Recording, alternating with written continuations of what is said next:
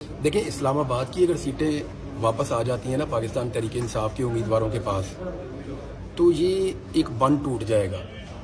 ہوتا کیا ہے کہ آپ کا پانی جمع ہوتا رہتا ہے، پریشر بڑھتا جاتا ہے۔ جب ایک طرف سے یہ بند ٹوٹتا ہے نا تو پھر سارا پانی نکل جاتا ہے، بند ایک دم کھل جاتا ہے۔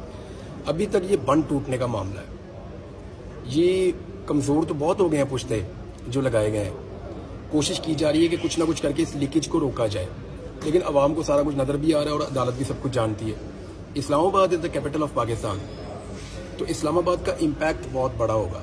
اگر اس ملک کے کیپٹل میں اتنی بڑے پیمانے پہ دھاندلی ہوئی ہے کہ 3 سیٹیں چھینی گئیں اور تینوں واپس آ گئیں، تو پھر پورے پاکستان کے الیکشن کے اوپر ایک سوالیہ نشان لگ جائے گا۔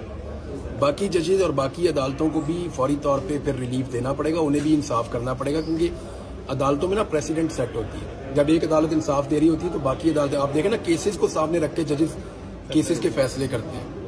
وہ یہ کہتے ہیں کہ فلاں سپریم کورٹ کا فیصلہ تھا، اس کی روشنی میں آپ دیکھ لیں، یا فلاں ہائی کورٹ کا فیصلہ تھا، اس کی روشنی میں آپ دیکھ لیں، یا اس بات کے اوپر پہلے ڈیسیجن ہو چکا ہے۔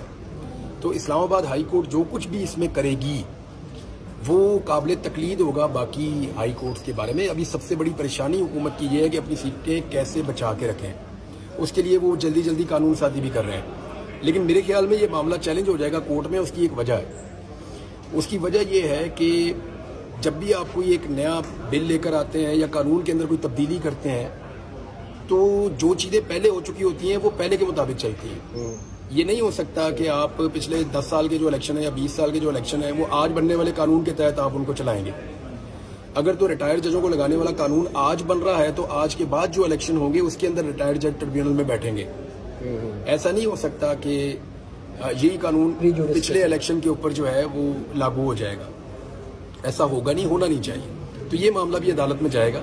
اب دیکھنا ہے کہ سپریم کورٹ آف پاکستان میں جب یہ معاملہ جاتا ہے تو قاضی صاحب بینچ کیسا بناتے ہیں اور خود اس بینچ کا حصہ ہوتے ہیں یا نہیں ہوتے، کیونکہ یہ معاملہ وہاں جانا ہے الٹیمیٹلی۔